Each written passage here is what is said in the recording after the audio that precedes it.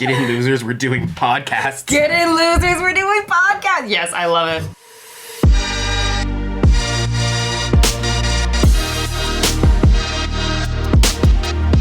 This is The Mud Peddlers, a podcast where two nerdy ceramic artists share the behind the scenes of their worlds of clay. We're your hosts, Lindsey M Dillon. And I am Donte of Earth Nation. This week on The Mud Peddlers, we are doing a follow-up to our kind of two-part series on Eureka moments. Long story short, I did a AMA or Ask Me Anything before I left for my trip to Morocco and Spain with my father. Donte, you were distracting me. I'm sorry. I'm smelling my dirty girl's wooden rib tool. Yeah. RU4. Yeah.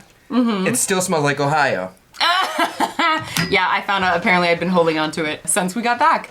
So I'm giving it to you today. But anyway. Thank you. So we are answering and sort of continuing or extrapolating on the question that harta.vs asked on Instagram, which was, among other things, asking what was one of your biggest Eureka moments when trying to master a form or trying to make a new glaze? And did you get there by trial and error, or did you do a bunch of calculations and thinking? What do you think is the best way to make breakthroughs as an artist like that? So last episode, we were talking more about like kind of directly answering that question about like more of the technical side of like when we've had technical breakthroughs. But I thought it would be interesting to also discuss some emotional breakthroughs, since I think those can be as important as the technical breakthroughs. Right. So we did a lot of technicals last time. We did a lot of we did like an hour of technical. I had a lot of technicals. I had a lot of, but I mean, I could probably tie in some a lot of the emotional things are just mental gymnastics, really. Yeah, I mean, but I think it's like it's important because so much of I feel like of those kind of breakthroughs really shape our lives. And, you know, whether you do ceramics as a hobby or professionally, or you do ceramics semi-professionally and you also have another job, you know, however you're doing it, it's like there's the technical side of what we do and then there's the emotional side of what we do. Yeah. And I think those are two aspects that are worth talking about a little bit. There's definitely hurdles that you're gonna have to either let go or jump over mentally. Yeah. In our profession, I guess you would say. Mm-hmm. And it's like a lot of those connect to the emotional breakthroughs, I would say. Yeah. It's funny because at first I was like, wow, I can't really think of any like big emotional breakthroughs. And then I'm like, wait. Yeah. So there's been a few different ones over the years, and they usually end up as conversations with my mom because she's awesome and she's kind of my sounding board for a lot of like. Your mom's pretty cool. She's pretty great. I like her a lot. I'm glad she's my mom. Anyway, so she's often my sounding board for when I'm either, you know, struggling with something in art or in life or basically anything. She's just my kind of life sounding board. Right. And I've had various times where I've kind of just been like, what is going on in my life? And that one of the earlier kind of breakthroughs I remember experiencing was actually right after I applied for grad school for the first time. I've actually only applied for grad school once. This was back in like 2015, maybe. This was only a couple years, because I graduated from UC Santa Cruz in 2013. And I was still I still had that idea that it's like, yeah, you at some point should go to grad school. And I think there's some debates about that, but that actually kind of was related to one of the big breakthroughs that I had, because when I was applying for grad school, I had a hell of a time writing the like essay prompts that they gave. Why is that? Well, that kind of came down to the breakthrough. Essentially what I was struggling with is something that, you know, y'all have heard me talk about before, but it was really the first time that I really realized that it felt like the people who were in power in art did not think that my work was valuable. Yeah. And I didn't really realize that was what I was feeling until I was literally like crying in front of my mom, like talking about, because I was really struggling to write out, you know, these essay prompts, and I can't remember exactly what it was, but it was this sense that, well, kind of like, what's the point of my applying to grad school because I feel like I have to be somebody that I'm not if I'm going to get in. Because if I talk about, that I love making creatures and stuff, that's not going to be seen as being valuable. Yes. And what's interesting is that I think over the past, however many years, I have found ways to kind of talk about why I love the things that I love in a way that can also work in an academic context, which is an interesting kind of bridge building exercise I think I've had to do. Yes. But just going through that process of realizing like, oh, I don't feel like people think my work is valuable. Like, just being able to verbalize that was a huge breakthrough in understanding the conflicts that I was feeling with where I wanted to take my career, whether I was going to go to grad school, and kind of all of those things. And they're the high, in your mind at least when you're in school, they're the higher ups too. Like, right. They're the people who have the say-so, not really, but kind of emotionally, in what your work ought to be or the value of it. Yes, and no, in a very, very much so. Like, if when you're in that program, these people have the ability to either grant you access to getting a master's, or they can block you. They are the connection. Yeah. And I've had a few conversations with just as informational interviews, I've had some conversations with students who have gone through the master's programs at some of the universities or one of the universities that I was looking at going to. And I'm not going to say which one, but they were essentially saying like, I kind of had to make work that I wasn't interested in making because I had to get my master's, and I couldn't do that. I couldn't do that under the tutelage of the professors in this grad program. Speaking on that same note, I've noticed, and I don't know if this is a generational thing, I don't know if this is just like an art world thing that I don't have access to yet, but I noticed there's definitely a higher tier of artist, generally older, that will make these things that seem, to me at least, to be very basic. Like, they'll make an apple, and they'll slice the apple in half, then they'll sculpt an orange, and they'll put it together, and they'll make a little crown up there, and they'll call it like ambrosia, and they'll be like, it speaks to the biblical sense of, and I'm like, you just sculpted an apple and an orange and you put them together, dog. Stop it. See, okay, so I think in my mind that's kind of like, that's one of those I shouldn't say capital A art versus lowercase a art. Right. To me, that's like art in an academic context. Yes. Which is important. Like, I think it's important that we have room for that kind of highly conceptual work. Yes. Even if it kind of looks like, to some degree, like, oh, you're just making an apple and an orange and putting it together. And to some degree, I feel like you could make that same argument about, like, my creatures. Like, oh, you're just making fantasy art. You're just making creatures. And it's like, yeah, you could say that, but there's also a lot more that goes into it. Of course. But I hear what you're saying in terms of that. I think there is oftentimes sometimes there can be some overlap. Like, I feel like at Eureka, I saw a lot of overlap between the kind of more like conceptual work versus the more functional work, I guess I would say, that didn't focus as heavily on conceptual ideas. Yes. But I think there is often, especially when you're looking at academic versus non-academic context, that gulf between those two communities feels like really big sometimes. For me, at least, I don't think my issue is that I don't think it does not deserve a space, because I think it does. Yeah. I think it's important.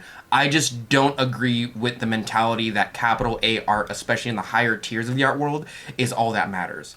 And agree. Yeah, I totally agree. Whenever I go into like a higher tier of the art world, and whenever I go into a school, I genuinely find 90% of them are like, oh, it speaks to the time in which human beings used to, and I'm like, stop.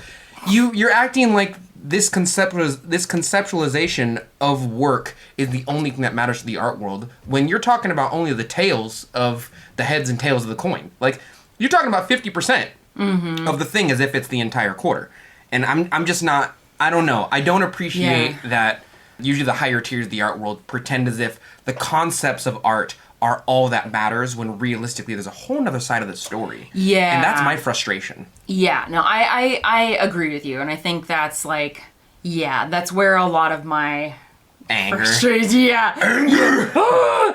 And I mean, cause it's, and again, I've had many different breakthroughs over the years that have helped me like deal with that more. It's a big one for you. It's a huge one. Huge one for you. Well, because I mean, honestly, it was so much shaped by my experience at Santa Cruz, where it was like even more so. I felt like like the couple of times that there were other artists in our like my classes who had that kind of similar fantasy sort of bent. Yep. Like, oh my God. Like, I'll never forget, in one of my sculpture classes, we had the opportunity to do some metal work, and I had already taken a metalworking class. That's hot. It was rad. It was super rad. So, so again, there were many different ways that people, took the project, but this one particular person essentially made like a metal sword. And when we were in critique, I so strongly remember talking about like, oh yeah, like this sword is really interesting because it's kind of a combination of like a gladius and a scimitar, which is like interesting cultural combinations. Yes. And I just remember being like looking around, and like even like the professor was like, okay, so the professor essentially pointed out that there was a linguistic difference between how I was talking about her art and how a lot of the other cohort was talking about her art. Yes. Because of the playing a bunch of fantasy games, and where you kind of just by osmosis, kind of like when you're playing a bunch of first person shooters, you kind of learn about different guns. Oh, I know more about guns than I need. Yeah. And I don't even own that many guns, and like I know more about. I end up calling things scout rifles when they're just long range rifles. Yeah. But it's true. But it's like you kind of you get different information. So it was interesting to see like, in that situation, I was able to observe different things because of the like history of playing video games. And again, not to say that that's necessarily better or worse, but more that like in that moment it was like, you're a nerd too. Yeah. We're both fantasy nerds. Yeah. So it's like, it's been a long. I can see your frustration with it. I can definitely see. I think it's I will still probably always carry a bit of frustration about that, because it honestly, like, those experiences shaped the way that I, approached my life and my business. And I think what's been interesting is this kind of connects to like another emotional, like, kind of breakthrough moment that I had. Mm-hmm. So like a few years ago, probably in 2018, I think it was 2018 or 2019, I was still kind of feeling like I was trying to straddle the distance between the art world and what I saw as like the world of like, film and video games and fantasy and that, and like, sci-fi and that kind of thing. Right. And I experienced that by, it's like I was applying to art shows more often. I was going to art shows some, but I was also going to things like Monsterpalooza, which is this big convention down in Pasadena. Mm-hmm. That's, it's all about monsters. Right. So it's like, so I went down there. That's for you right there. It was amazing. Like 3 of my favorite artists that I like love their work were all gonna be down there. And I was like, oh my God, I gotta go. Yeah. So what was interesting kind of about that time period, and like there were, I guess I'll say, and sorry, I know I'm kind of like going on and I'm on like a book. Okay. I'm here for it. All right, so I will try and make this as concise as I can. My job is to yes and, not to rush you. Okay, all right. Yeah. I appreciate that. So there were a couple different conversations I remember having in that sort of time period where I was more explicitly trying to straddle that gap between those two worlds. Mm-hmm. And so one of them was, again, a conversation I had with my mom, as always. And it was kind of around the idea of where I should be spending my time marketing. Because obviously, when you are trying to grow your own business, you have to kind of figure out, like, okay, where's my audience? Where do I spend my time advertising? And it was interesting because, so my mom was a children's recording artist in the Sacramento area. She performed, she, had CDs, she, her music is in the little boxes at Fairy Tale Town, which is, for those who aren't in the Sacramento area, it's like a little kids theme park where it's like all based on fairy tales. I'm not allowed to not for any as it is specifically for children. Yes. And I've wanted to go in there so many times and just like, me, I'm like, there's some cool shit here. But they look at me as a fully grown male and they're like, you can't go in here by yourself. Yeah, to be honest, they actually, knowing that, if you want to go in there, they have ice cream socials over the summer where, like, as an adult, you can go in. Oh, good. We should hella go. I used to love Fairy Tale Town when I was a kid. Yeah. And then as I got older, I got more weird looks. And I was like, oh, I'm a threat to you. Yeah. I can't come in here without a child or a woman. That's sad. It's okay. I get it. Like, when I walk out of the gym and there's a lady in front of me, I walk slower. Yeah. Because I don't, I'm aware of what I look like. Yeah. So anyway, so my mom's her background with marketing was kind of more along the lines of like, advertising to, like trying to get an article in the paper, or there's a magazine for the Sacramento area called Sac Mag. And, she would try and like, she ended up getting featured in that a couple times. She, in terms of like the broader Sacramento, like normie culture, I guess you could say. Normie culture. She was like, that was the kind of the world she came from. And so we were talking about, what kind of advertising I should do that was in that sphere. And I was having trouble because it was like, I know that, for instance, getting into art shows, getting, being able, having an article about my work in a magazine or whatever, like that is its own kind of, or that has its own kind of publicity. Mm-hmm. And it conveys a certain kind of social clout that is important in those kind of more upper spheres, or within like the broader kind of umbrella culture of wherever you are, right? But there is this other element where it's like, okay, sure, but is that, my experiences were that when I engaged more in that world, I had a harder time finding people who like they would think my work was neat, but it was like, it wasn't really like my people, if that makes sense. That's interesting, but I don't like it. Kind of. Or it's like, oh, that's interesting, that's cool, but it's also like, that doesn't translate into sales. So that kind of comes into the second conversation that I had with Cody. For those who don't know, Cody's my partner.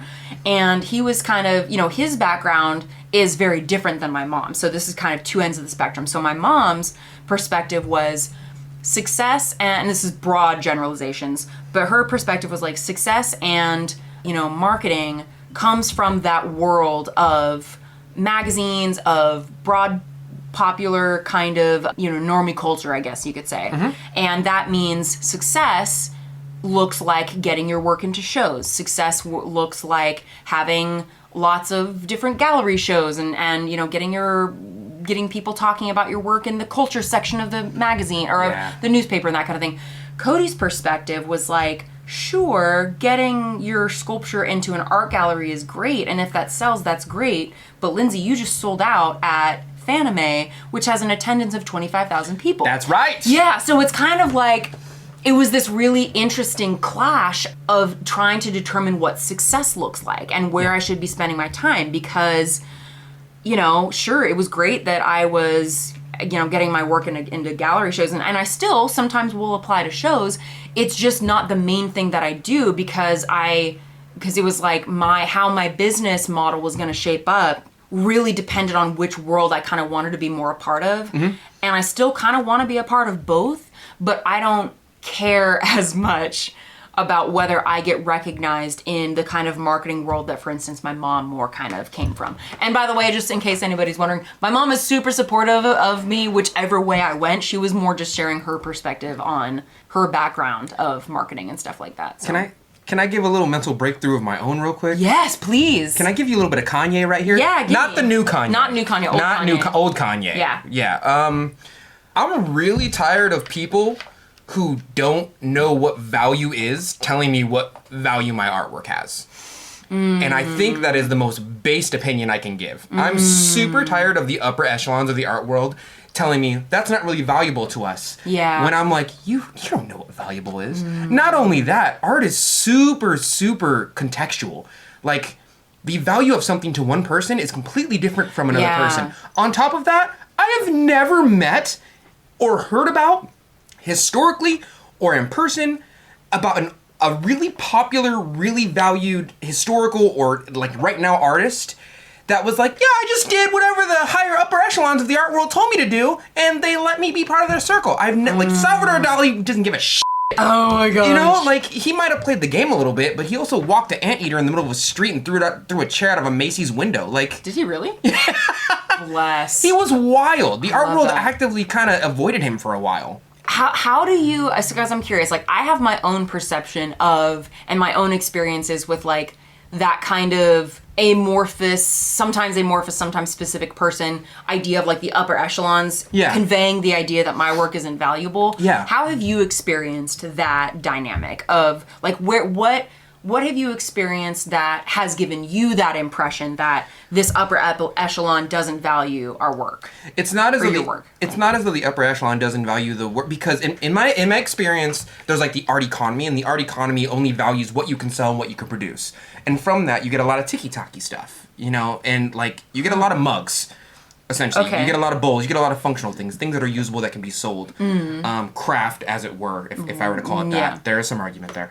But then you also get the upper echelons of people who, in my experience, are just full of bullshit. Right. Who are just giving... But how do you experience that? Like, are these like conversations you've had with individuals? I promise are these things I'll give you an read? example. Okay. I promise. Okay, thanks. Sorry, I'm leading into it. Because I'm super curious. Yeah. Okay, yeah, carry on. So I meet a lot of people who are just full of bullshit, where they'll see something and they'll give it a context in which the artist, usually me, is like, that's not what it's about at all, bro. Oh. But if you want to stroke yourself off, go ahead.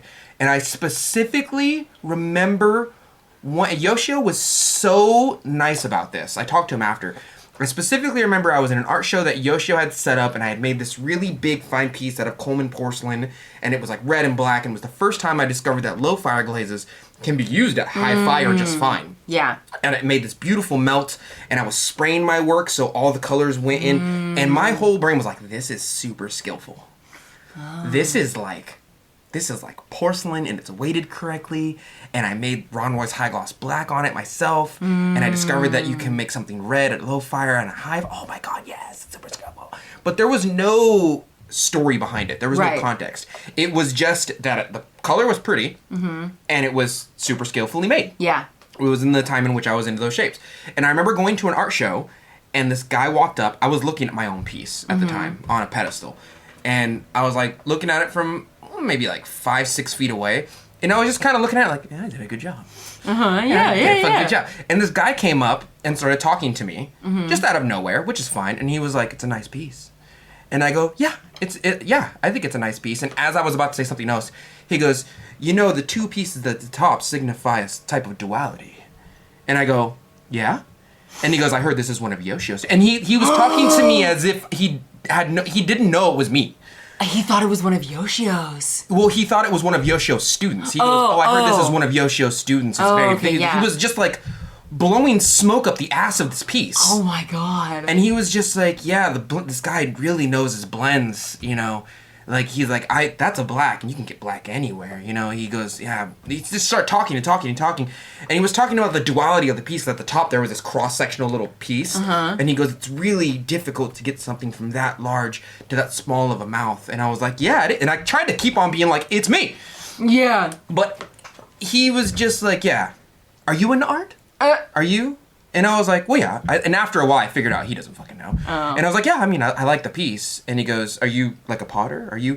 And it slowly became a tone of like talking down to me. Like, you wouldn't know, right? Oh. You wouldn't know. Oh my god. And I've experienced this maybe 5 times in my life. Oh, wow. Not this scenario, but something where someone who considers themselves in the upper echelons of the capital A art world, describing a piece that has nothing to do with the conceptualization of the piece when you talk to the artist, and they've come up with this fantastic story. Yeah. Where they've just decided to blow smoke of, oh, historically speaking, this yada yada yada, and then you ask the artist and they're like, I just like red and black.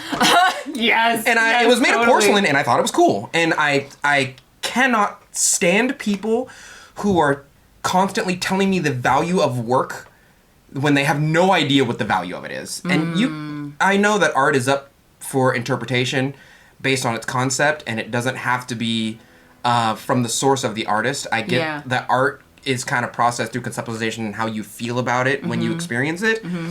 But those specific instances are people that are just, you're full of shit. You are so full of, and you know you're full of shit. You're trying way too hard to be upper class when, like, the kid with the dirty clay shoes is the one who made the piece that you're just stroking it to. It bugs me so much. That is, oh my god, that's so interesting. And I don't meet them a lot. Yeah, especially online, I don't meet them a lot anymore because I think people know what my work personally is about. Yeah. But I've essentially just learned to ignore these people.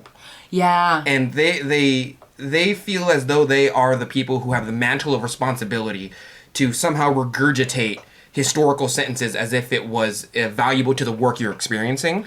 Yeah. As if, like, let me tell you how to experience this art. Oh, and I can't stand it. I just developed a glaze that I've been working on for like 6 months. And to me, it's very valuable. Yeah. No matter what I see it on, it's very, very... And to other, like, glaze people, they're like, wow, you did that in cone... You made a good red in cone 6 oxidation? That's really valuable. That's a difficult thing to do. Yeah. But to other people who aren't part of that world or didn't create it, they're probably like, yeah, nice red. Yeah. You know what I mean? Yeah. And in that same way, I'm just super tired of people telling me the context and the value of my work when they don't know what the value is. They have no idea. And as soon as I made that mental breakthrough and just decided to ignore the capital A art people who are just pretending to be something they're not realistically, it freed my work so much more. Wow. It immediately made like, I'm gonna make what I want to make.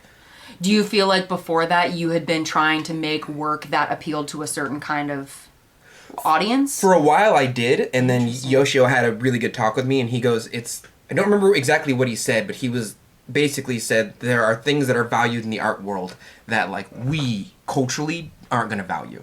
And he like showed me a couple pictures, and he goes, this is valuable with like potters and sculptors like this, but as a culture they seem to like these things. And I'm totally paraphrasing, but he's like, you probably won't care. Like we as people, we as the ones who make the work don't give a damn. Right. He goes, but a lot of people who don't even make the work realistically will pretend as if, you know what I mean? They'll assign value where there is none, but or a different. I'll say this: different value. They assign a different value, and then instead of kind of leaving room for other views of what makes this piece valuable, they say that, or they give the impression, or sometimes outright say that like this interpretation is the only interpretation. It's almost not emotional. It's almost like, I'll give it that. It's almost like emotional gatekeeping. Like, I made this piece, you didn't know I made this piece, and you see it and you give it a value, and then you go, this is the value of it, everyone. Everyone, this piece is good for this reason. Yeah. And then the artist is like, yo, I didn't, no, that's not true. Yeah. Yo, that's not, shut up, nerd. You don't know. Actually, I made it, so maybe shut up. Like, and I experience more of that than I would like to. But for to cap that off, my mental breakthrough was to just ignore them. To just ignore them. And like, I like playing my own game. And to reiterate, I've never heard about, or the game is definitely to be played. But most of the time you hear about really popular artists, it's because they played their own game so well that the art world in and of itself couldn't ignore them. I don't know. I don't meet many people who play by the rules and get famous off their work. I'm just saying. Yeah. You know what I mean? I agree with you. I encourage almost every weird thing that someone wants to do now. Yeah. Because I think it's like, it's another branch of the tree that you can go down. It's another branch of the path. But like, I try and be honest with people when I'm like, that has been done before. Yeah. But I can still work on it with you because it's another tool on the belt of craftsmanship. But like, whenever someone's like, what if I do this, this, and this? I'm like, do it. Please do it. Put the pictures on Glazy and then report back to me. Yeah. So we can learn as a cohort. Yes. You know what I mean? But like, if the art world in general goes, I don't really like that. I'm like, oh yeah, I don't care. Yeah. I don't care what you don't like. And I feel Keep drinking your wine and cheese. Yeah. I mean, admittedly though, wine and cheese though, it do be pretty tasty. Well, you are a cheese person. I am totally a cheese person. But what I love about that is that it helps free up what success means. Yeah. Like, because again, it's like if you're always trying to measure yourself by that other standard and you don't quote unquote succeed in that way, it diminishes the other ways that you are successful. And I think recognizing that, like, I mean, because again, you know, in my experience, the biggest thing was like recognizing that, like, oh yeah, like I recognize that the world of galleries and the world of like capital AR or whatever, it does have some power to it. Like if you get recognized by that, you get a certain kind of power. Yeah. But that doesn't guarantee financial success, 100%. Which is a huge one. And then another one is that you can find success in other areas that, you know, like again, like, you know, selling at conventions or, you know, for you, like you've created this whole business around your YouTube channel and around educating people. Calling it a business. I don't know. It's a business. I don't know about It's business. a business. I don't know about business. It is. It's the world of what you do and what you make, and it's just trying to make sure these hoes know what's what. Yeah. You know, I would like to say, to your point, if I really think about it on an interpersonal level, if you like making work like yourself, and it seems to you that you're getting the vibe that the capital A art world, I will call it that as a general term, doesn't really enjoy that, if you then decide to start playing by their rules, or you decide to go 100% into their territory and go, okay, I'll just make what you like, you're not really making work for yourself. You're not really making your art. You're just making... You're just applying your skills to their aesthetic. Yeah. And which I don't like that. Yeah, and the thing is, I think if you want to do that, go for it. Like, I think ultimately it's about... If you want to sell out, go ahead. I mean, go ahead if you I've want got to. so many issues with that term. I know. Yeah, I know you're just baiting me. I know you're just baiting the out of me. Baited. Yeah. Oh, you just pulled aggro so hard. I'm sorry. But I mean, like, that's the thing, is that, like, it really doesn't matter if, like, that's what you want to do. Because, I mean, again, like, you could look at, someone could look at me, who came to ceramics doing mostly sculpture, but now, because I want to do art full time, and for me that means making a lot of mugs, someone could consider that selling out. And for me, I'm like, well... I like making mugs. They'll forget you, yeah. Yeah, I like making mugs. Yeah. But if I start doing things that I actively don't like in order to appease the capital A art world, I do think there's a bit of an issue with that. I'm not going to say, like, no, 100% full stop, don't do it. But I will say, like, I couldn't imagine myself being happy as an artist or with my own work if I were making work solely that I don't want to do in order to appease people that I feel like have the mantle of say-so on my work. Yeah. And to reiterate, again, I'm tired of people telling me the value of my work when they don't know the value of it. Especially because it's not their work. Yeah. And I'm super tired of the capital A art world blowing smoke up the piece's ass just to, like, seem fancy. Yeah. Just shut up and get drunk at the party off your wine, drink your cheese, get more calories than you need, go home, watch flippin' Digimon, and go to sleep. Yeah. I love Digimon. Digimon's pretty great. I started naming my glazes after Digimon. I know you did. I love it so much.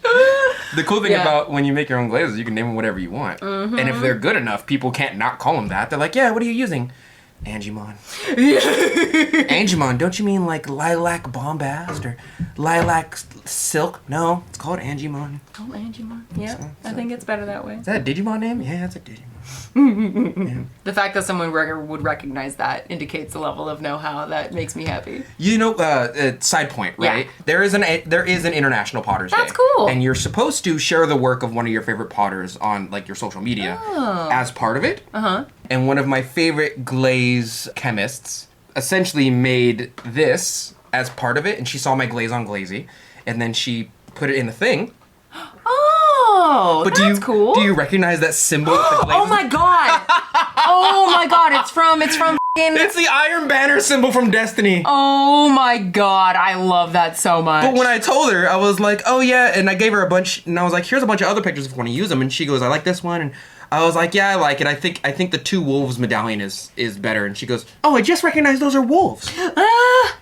And it kind of registered to me that, like, all the people experiencing this piece right here have no idea that it's a Destiny thing. They have no idea. But the amount of people who will go, oh, the wolves in between a tree that symbolizes the fight in every human being. But that's all okay. in between. It's from a video game. Yeah, but that's okay, because that's the thing. Like, okay, because my argument, I know we've kind of talked about this before, but I think I think what's nice about that is that, again, like, for some people, that, like, it's important that people can have their own interpretation of art. And if somebody connects with it that way, that's fine. I think it's just about whether then you go to say that that's the only way that art can be interpreted. I agree. Yeah. I agree. I do enjoy other people's interpretation of my art because I love when they give me the experience and what it means to them as just a life. Like, oh yeah, it reminds me of a time when I was a little girl. Yeah, that's fine. Yeah. But, like, don't go to a crowd and be like, this is what it is. Yes.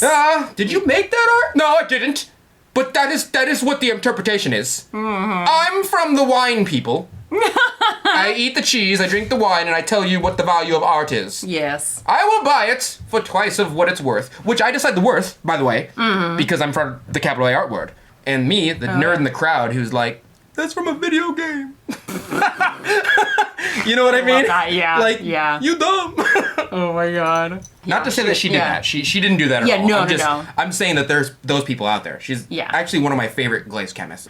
What I was thinking of as you were talking about this whole dynamic is I've been thinking of a couple instances where I've seen instances that have given me hope for there being more of a crossover in the chart of the kind of work that I'm interested in and the capital A art world. Oh yeah, they're not segregated really. No. There's sometimes it can feel like there's a big gap, but there's a few instances that I kind of want to share to help in case folks also feel that sense of like, oh, the kind of work I'm interested in making isn't valued, because I think a lot of it is about finding where people value your work.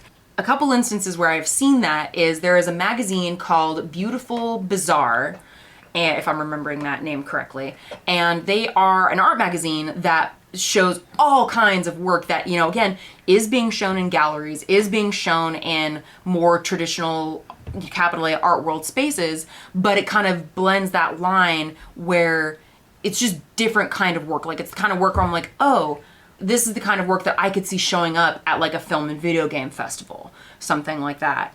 I can also think of Companion Gallery, which is, I can't remember where they're based out of, but that's their like Instagram handle is all Companion Gallery.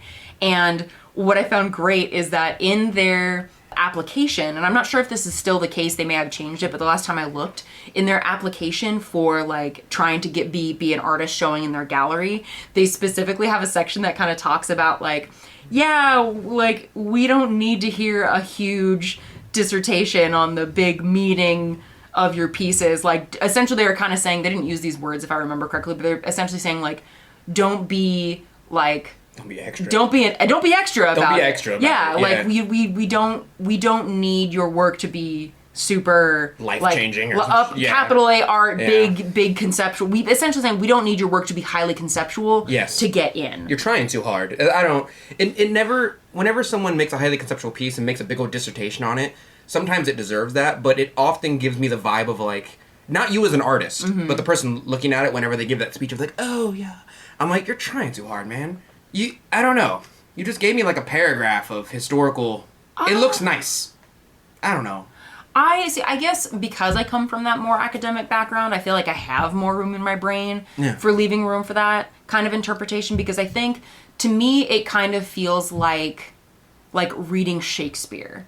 Because if you read Shakespeare, there's a whole lot of words, there's a whole lot of things that like, there's references that don't really make sense. Yes. But if you learn about the historical context about, behind certain words, or you learn that, oh yeah, this funny turn of phrase that doesn't make sense in our modern context, this is what it used to mean, it helps you understand the work better. And so to me... Sorry. What?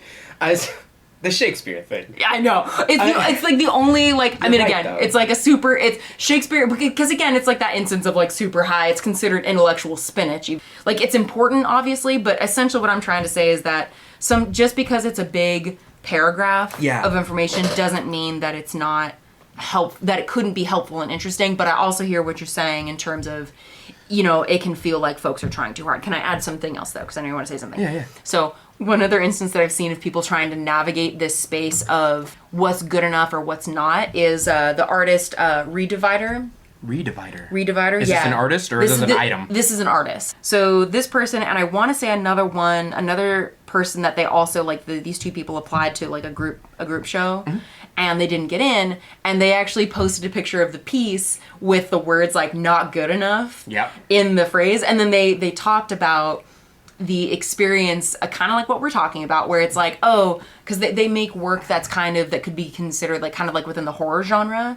And so they're essentially observing that example of their work being considered like not good enough for a gallery. So it's interesting because I think so much of how people experience this dynamic depends on their background or just like kind of what they've experienced over the years. Because for some people, like again, if you grew up looking at the Beautiful Bizarre magazine and you saw all this crazy different work, showing up in galleries, then you can kind of see like, oh, all right, then there's space for me somewhere. But for me, my exposure to the art world was in a more academic context where it was like, I was only seeing a certain kind of work as being valued. That then gave me the impression that my work wasn't valued. But But I'd say, I guess, it's a combination of recognizing where you can essentially say screw it, and that, you know what, it doesn't matter if this group doesn't value my work, and also recognizing that there can be some unexpected areas where your work will be valued,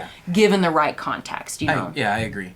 Yeah, we are definitely products of our environment. Yeah. And so if you look at artwork from generation to generation, you'll slowly realize that, like, oh, okay, I make anime art. 40 years ago, that probably wasn't much of a thing. You know what I mean?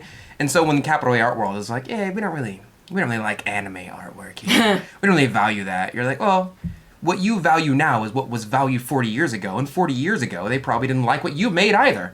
Yeah, they're just dead, so they can't say so now. Value changes over time. So don't. That is definitely a mental break with the Shakespeare thing. I'm sorry. Yeah, no, carry on. I just imagine someone's like, you don't even understand the term. I bite my thumb at thee. Oh, and someone in the corner is like, oh yeah, middle finger. How about that? You understand it? And you understand the value of that? You get the context on that. You get the artistic contextual visualization on that. It's my driving finger right there. I don't know why he's a construction worker. Yeah. But yeah, that to me kind of, like, that interaction kind of sums up the Shakespearean, like, I bite my thumb at thee versus the guy who's, like, the middle finger. Same Right. The same exact thing, really. But one of them is just saying it in, like, a, oh, yes, type of way. And I feel like the art world really likes that. Oh, yes. Yes, but when that was first written, it wasn't like an oh yes, like it was our equivalent of giving someone the middle finger. Exactly. But it's just that, and that's the generational change, I guess. Yeah, very much so. Yeah. There's one other breakthrough that I can think of. Please. Okay. With a side of carrots and mash. Oh yeah. Okay. And peas. I like carrots. Peas do. Okay. Peas do. You get it? Yeah. Because mashed potatoes, carrots, and peas go together? I get it. Yeah, like bangers and mash. And then peas. And then peas. Did you understand? I get it. All the way around there. Yeah, dad jokes. I'm here for it. I'm a father. There's dads, there's Father's Day. And then there's Daddy's Day. Oh God. I deserve gifts on both. Oh boy. Thank you. Okay. So, alright, so my last kind of emotional breakthrough that I can think of happened when I turned 30. And it was funny because I wasn't really expecting to have like I'm 30, I'm having a crisis type of situation. At 30? Yeah. There's like a thing about turning 30 and then like having like a crisis because you're 30. We're not that old. Yeah. What? Despite the various, work that I've done over the years to try and have confidence in my work, to recognize that my work has value. Yes. I was still sometimes finding myself struggling with how to present myself. Okay. And in this particular situation, from what I can remember, it was when I was redoing my website. Again, it's always like when I have to start writing about myself is when these things end up coming up. Like the first time it was when I was applying to grad school, and in this situation I was trying to write the About Me section for my website. And what the breakthrough was the realization that like I cannot be palatable to everyone. Hell like no. I can't make myself small enough and unobtrusive enough to not piss off or upset somebody. Get it. Right? Yeah. Get so it. I'm like You're gonna hate me either way. I might as well do what I feel like doing. Basically, yeah. Yep. And where that was difficult is because again, like, I'm raised, I'm a woman, right? Like I'm kind of on the gender fluid spectrum, but like I'm raised as a woman. So it's like I have that aspect within my personality. It's like, oh, you have to please people. You have to, accommodate, right? Or you have to, you have to be careful about who you are because otherwise people will reject you. They're not worth pleasing half the time. Yeah. And the thing that I was struggling with was feeling like as I am writing about myself and why I do what I do, it was like, am I writing for the people who already follow my work? Am I writing for, the gallery owners? It's like, it kind of was combined with how I presented myself online. It's like that issue of code switching, right? Even though it's not racially code switching, it's like... You're still switching the code. Yeah. Yeah, so I kind of had this like, conversation with my mom, tears in my eyes, and I'm just like... There's a lot of crying with mom conversations. There's so many crying. Why is there so much crying? Because it's me processing things emotionally. Is that normal? For me, it's normal. I think it's just, It's just, I cry sometimes. I also cry. Yeah, it's the big feels. I'm normal. Yeah. Do you actually though?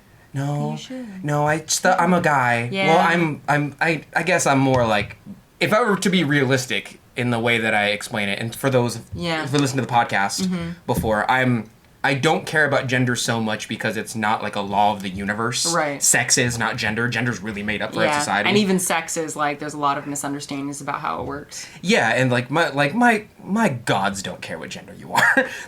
they only care about how much money you got and how much power you got, like how powerful you are. And so when someone's like, "You're a guy, right?" And I'm like, "Yeah, sure, yeah." Like I'm gender non-conforming, I guess. Yeah. But like in that same sense, if you called me a girl or a guy, I'd be like, whatever, I still lift more than you. Like I don't care. I love that. You know what I mean? Like, yeah. My gods do not care about your gender at all. About my gender specifically. And so, yeah, sorry, I didn't mean to derail, but I get what you're saying. Society has essentially labeled us as this thing because we're born as this thing. And so because of that, we go through certain experiences. With how we're raised. Especially from like the age of like 5 on, being how we're raised and how the world reacts to us. And so it's very like, you're taught to shrink down. Right. And stay out of the way. And I'm taught to like, essentially unless you're providing or protecting something, you're useless as a male. And like, yeah, I get it. Those experiences and that energy that we get from society is defines who we are later on. Yeah. Sorry, I didn't mean to go off on a tangent. No, I mean, but that's true because I think, I mean, again, like, I think the biggest, if I were to summarize, the biggest emotional breakthroughs that I've have had to do with having confidence in my work, having confidence in myself, and my existence in the world is like being valid. And I know that sounds super cheesy. Yeah. And I think what's interesting about what kind of we both have shared is that, like, in terms of what can help lead people to these breakthroughs, I think a lot of it is about having conversations with other artists, you know, or like having mentors that you can like talk to. Because, you know, again, it's like for me, oftentimes I talk with my mom, you know, I'll sometimes also talk with Cody. You have talks with Yoshio Taylor. Yeah. You know, we also can see, like, again, seeing Redivider's post about, you know, his work, quote unquote, not being good enough to get into the show, and seeing how other people react to these dynamics all helps inform and guide and impact how we experience and deal with these dynamics. And that reaction is super based. What? I didn't let you into the art show because I didn't think it was good enough. Oh yeah? Let's see what the world thinks. Yeah. Post it like, good enough? Huh? And then getting more traction than the amount of attendance that the art show would probably get. Yeah. That's based as hell. I know. I love it. I love it. Just so cool. Ran up on him. I kind of admire it, honestly. No, I do too. I think that's an awesome reaction because, again, like, I think especially if you're starting out, there's so much, I don't know, it's just, I don't know, maybe I'm projecting here, but I feel like there's a lot of concern about, like, you know, when am I good enough as an artist? You know, how do I sell my work? How do I get my work out there? What is success? You know, and I think sometimes also people just don't even ask like themselves, what does it mean to be successful? And I think that question is huge because, you know, if it doesn't mean getting into this specific art show, okay, why? Like, let's look at some of the things behind that. And yeah, but I agree. That reaction was amazing. I enjoy the mentality of, and I know it's very wordy to go through the motions like this, but, you know, I razor things down a lot. Yeah. But I enjoy the reaction of doing so good that they cannot ignore you. And that facet, you kind of, to a certain degree, have to ignore what their value system is. Yeah. Because in order for them to not ignore you, you can't be playing by their rules. You have to play by their rules and exceed them. You essentially have to, it's not about who did it first, it's about who did it better. You know what I mean? And it's, at the end of the road, if I were to compress all of this down into one, like, compressed piece of mental advice for anyone who finds these mental roadblocks, especially that of what we're talking about today, them. Yeah. Do them. Yeah. Do what you do and do it better than they do it. Yeah. When they're like, I don't really like this. Give a shit what you like. Yeah. You'll find somebody who will. Care what you... Like, if you wouldn't take their advice, why are you taking their criticism? Oh. Why? I like that. Why? You know what I mean? And I meet, not so many, but I've met enough people in my life who will give me criticism, and then I look at their work, and I'm like, I wouldn't. Not to say their work's not valid to you, but, like, you're at a space where I was, and I consider that not a bad space, but, like, that was a space of, I don't know. I wouldn't take your advice. So why am I listening to your value system when your value systems are not mine right now? Yeah. Yeah. Welcome.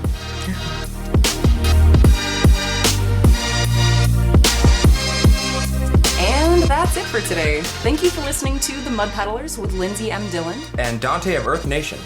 Want to say hi and see what Donte and I are working on in our studios? Check out the show notes for links to our websites and social media below. You can find me at lindseymdillon.com. That's LINDSEY, M as in monster, DILLON.com, and on Etsy, Instagram, and Facebook at Lindsey M Dillon. And you can find me at Earth Nation Ceramics. It's spelled exactly how you think it's spelled, but you can also find me on my Facebook fan page and Instagram at the same name at Earth Nation Ceramics. If you enjoyed hanging out with us today, or you have a question or topic you'd like us to discuss, take a second to rate and review the Mud Peddlers in Apple Podcasts. It helps our podcast reach new listeners, and we really appreciate the feedback. Thanks again, and we'll catch you next time.